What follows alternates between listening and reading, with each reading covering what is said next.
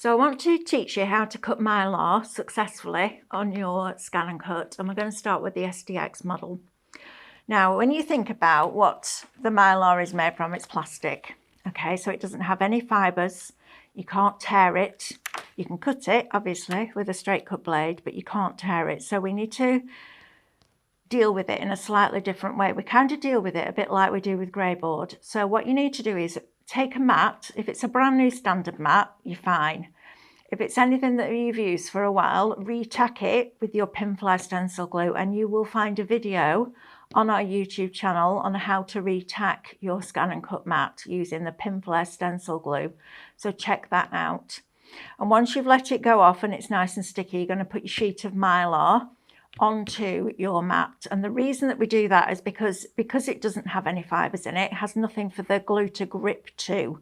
So you're asking it to cut plastic with a moving blade and a moving platform, and it can slide.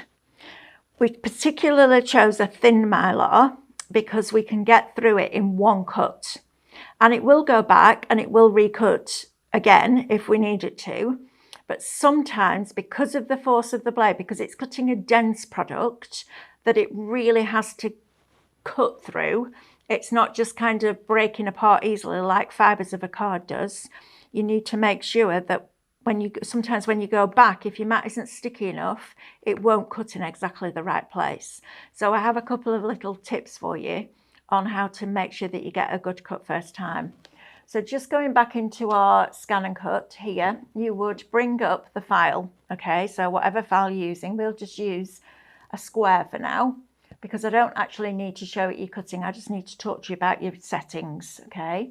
And we're going to set that on the mat. And I'm just going to press OK until I get to this screen, which is please select. So I'm going to select it to cut because that's what we want. And then this little toolbar is going to open up. So I always have my cut speed on 9 and I never, ever, ever, ever, ever change it. And it doesn't matter what you're cutting.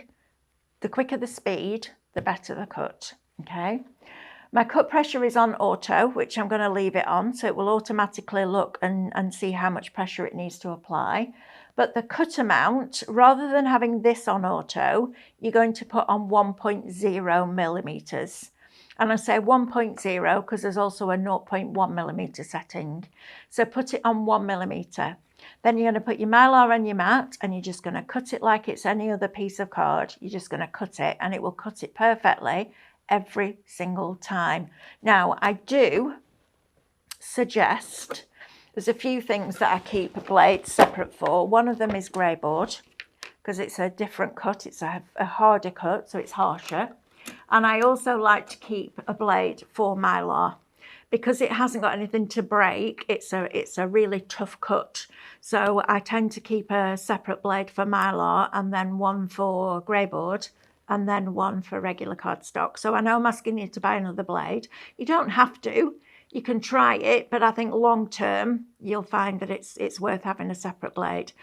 And just regularly, and I would say probably each time that you cut a stencil, just take the blade out, unscrew it, give it a tap, quick blow on the blade, and then put it back in. Because if any little bits of plastic get stuck on the edge of that blade, it's not going to cut it properly. So housekeeping, it's really good idea to make sure that you keep that unit really nice and clean. So that is cutting your Mylar on an SDX. I'm now going to work out what the settings are that you need for a CM machine, because that's really important too. So come back in a minute when I've changed the machines and we'll work it out together.